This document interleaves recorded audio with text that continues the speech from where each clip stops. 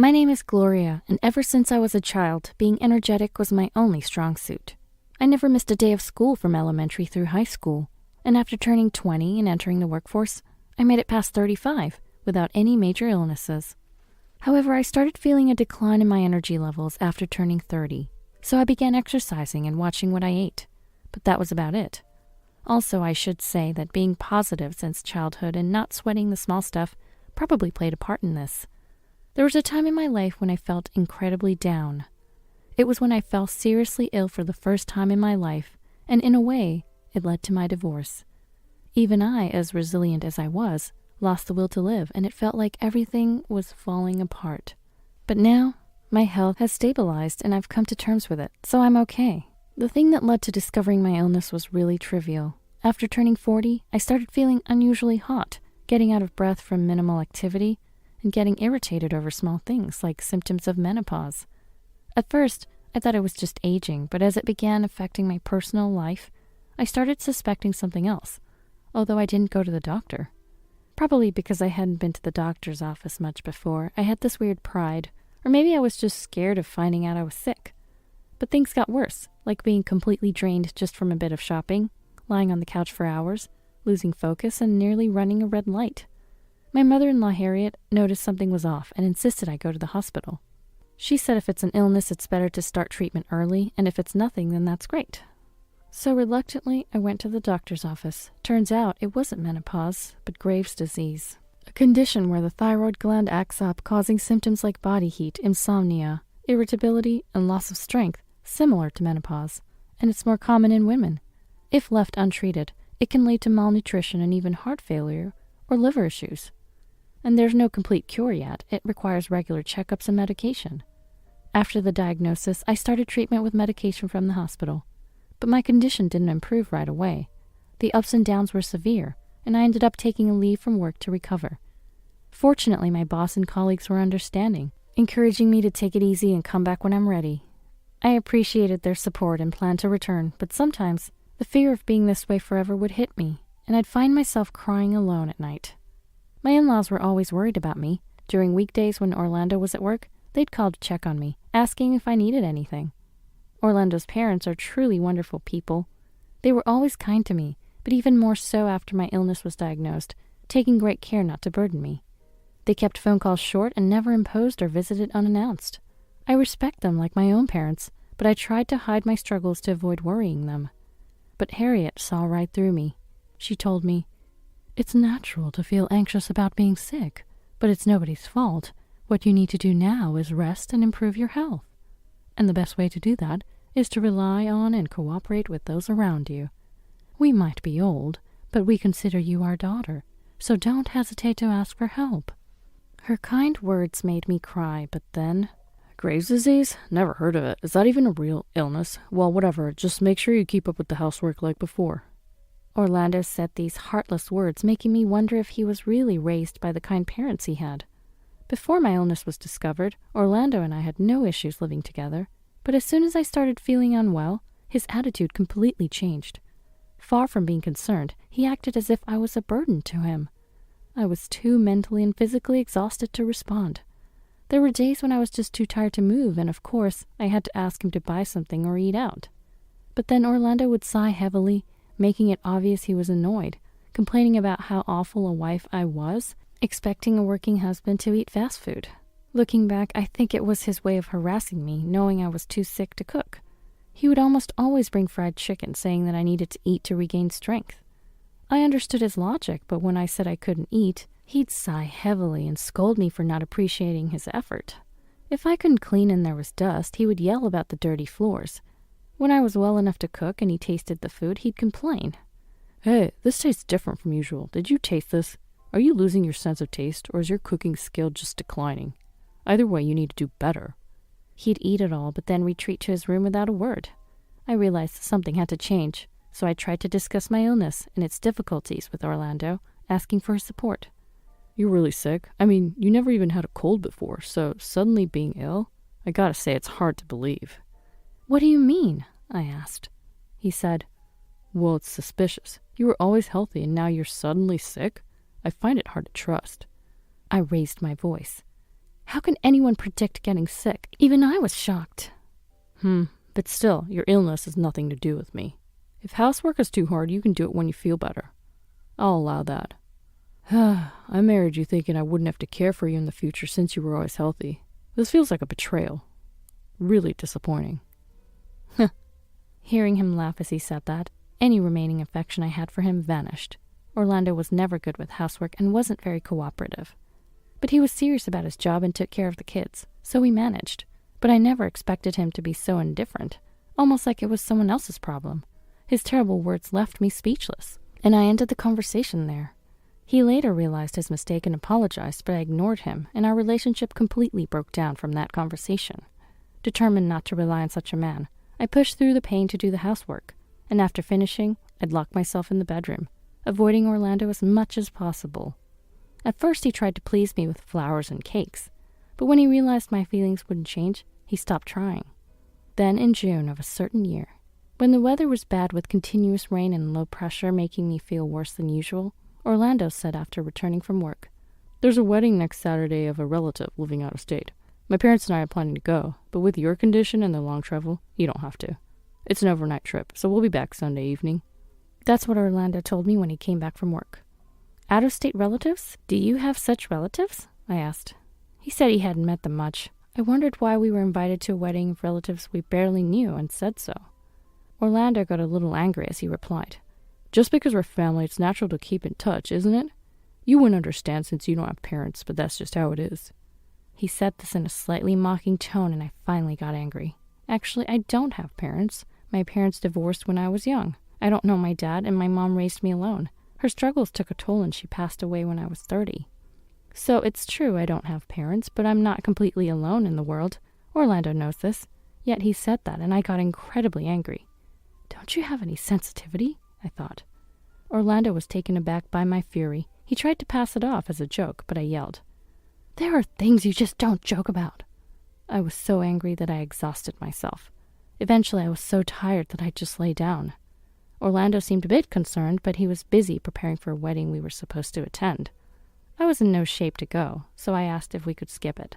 He flatly refused, saying, "Absolutely not." When I asked why, he said, "I don't know the couple well, but their parents have been a big help to my family for years. My dad told me they helped us financially in the past. We can't miss their child's wedding. I'm sorry, but I have to prioritize this." He said it lightly, so he clearly didn't feel bad, and in the end, Orlando left me behind, suitcase in hand. He even warned me not to contact him during the wedding, as it would be rude. "If something happens, just call an ambulance or something," he said. This guy's hopeless, I thought. When he returns, we'll need to have a serious talk. I watched him leave without a word, thinking this would be the last time. But surprisingly, I felt lighter with Orlando gone. I even cracked a smile. Now with a whole day to myself, what should I do? I decided to relax for a few hours since I had no plans. Just as I was dozing off, the doorbell rang suddenly. It was around noon. I checked the monitor, and to my surprise, Harriet, who shouldn't have been here, was standing there. "Why are you here?" I panicked and rushed to the door. Harriet looked worried and asked, "Are you okay?" I was so shocked that I could only utter a confused, "Huh?" Harriet said she heard I was unwell. "From who?" I asked. "Orlando," she replied. Then I asked her, "What about the wedding?" To which Harriet responded, "What wedding?" We stared at each other in silence, then decided to talk inside. Over tea, I asked, "What brings you here today?" She said, "I recently bought a shelf, but Palmer hurt his back. I called Orlando to help assemble it, but he said he was busy this Saturday and suggested next week. When I asked why, he told me he was going out of state for a friend's funeral. So I asked about you, and he said you were unwell and bedridden. I offered to take you in or check on you, but he said it might make you feel worse, so to just leave you alone. I was worried about leaving someone so sick alone, especially when Orlando said you were in bad shape." I was stunned by this completely different story. With trembling lips, I told her the reason Orlando gave me for leaving.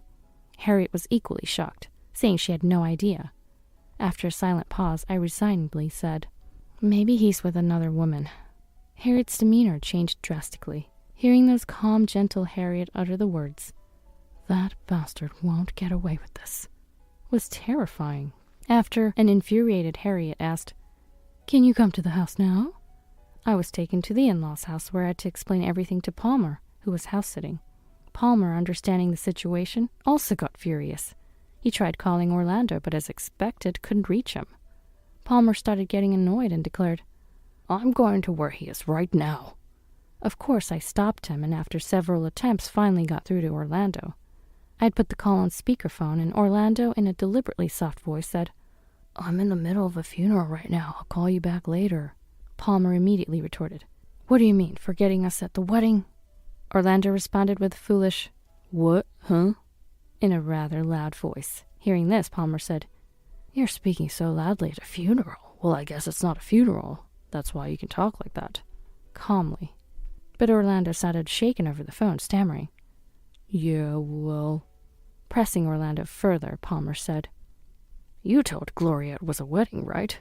But it's strange, I don't remember ever borrowing money from relatives." Orlando's excuses were all over the place, suggesting a misunderstanding or that he intended to go to the wedding, but prioritized a coinciding funeral instead. Palmer, tired of Orlando's excuses, exclaimed, "Enough already. I know all about your lies. There's no point talking over the phone. Just come back now. I'll listen to your excuses here, but I'm not forgiving you." I, too, was a bit scared listening to Palmer's rage. Orlando seemed to feel the same, but said he couldn't come back right away. When he mentioned bringing me home, I interjected. "I'm right here, though," he exclaimed, in surprise. "Huh?" As he kept making nonsensical excuses, I said, "Like Palmer said, there's nothing we can do over the phone. Come back now. There's no point talking about it here. Just come back immediately." Without listening to any more of Orlando's excuses, I hung up the phone. After that, I thought about going back home and then to my in-laws' house the next day. However, my in-laws were worried about leaving me alone, so I decided to stay at their place. During that time, Harriet asked me what I was planning to do about Orlando. I told her that I was definitely getting a divorce. It's just not working out anymore. Then the next day, even though Orlando said he would be back by evening, he returned around 10 in the morning, looking incredibly awkward. A meeting with all four of us started immediately, and as expected, Orlando had gone on a cheating trip. He was with a woman in her 20s whom he had picked up at a bar. They hit it off after some light flirting and ended up having a relationship. This trip was apparently planned at her request. After hearing this, I asked him why he lied about something that involved his parents. He said he thought it would be troublesome if his affair was discovered while he was away. The parents-in-law, especially Palmer, was furious. Palmer was extremely angry, scolding Orlando, saying, "You stupid son." He was angry not just because Orlando betrayed his wife, but because he used the excuse of someone's death and parents for his infidelity. Orlando, who's always been unable to go against his parents, especially Palmer, kept apologizing, but Palmer told him he was apologizing to the wrong person. Orlando then hurriedly apologized to me. But such a cheap apology was not enough for forgiveness. When I said we were getting a divorce, Orlando begged me not to, promising to change his ways. However, I told him, "The way you treated and spoke to me when you learned about my illness was bad enough, but to think you would also cheat? I cannot forgive a man like that. Even if we tried to rebuild our relationship now, you might do the same or worse if you got sick. I don't want to become such a terrible person. So let's get divorced." He kept apologizing, ignoring what I said. I told him it's unforgivable, but he continued to apologize. So I got fed up and eventually Palmer kicked him out. After that, with the help of my parents-in-law, we started divorce proceedings with a lawyer. Surprisingly, the negotiations went smoothly and were settled without much trouble. However, the affair was only discovered by chance, and if Harriet hadn't come, I would have never realized Orlando was cheating. There was almost no evidence of the affair, so the compensation from the other woman was very minimal.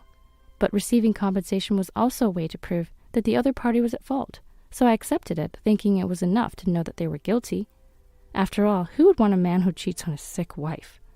Orlando was just seen as a wallet, and after everything was settled, he was dumped by his affair partner, which made me laugh. Even after divorcing Orlando, I kept in touch with my parents-in-law. Harriet visits me about twice a month at my new place, and I occasionally visit the in-laws' house. It's nice that we've kept our good relationship. Orlando was disowned by his parents and banned from their house. They were so angry and disgusted with him, saying, "You're no son of ours. We disown you. Go wherever you want." When Orlando heard this, he was shocked. He didn't expect to be disowned. He tried to come back once, thinking they were still family, but Palmer chased him off, saying, "Didn't I tell you not to come here?" and threw water on him. Harriet told me about it. But the parents-in-law always cared for me, so even though I was down for a while after the divorce, I got over it pretty quickly. My health has been improving since the divorce, and I'm planning to return to work soon. I still have to deal with medication and checkups for my illness, but I'll overcome it with my naturally positive attitude.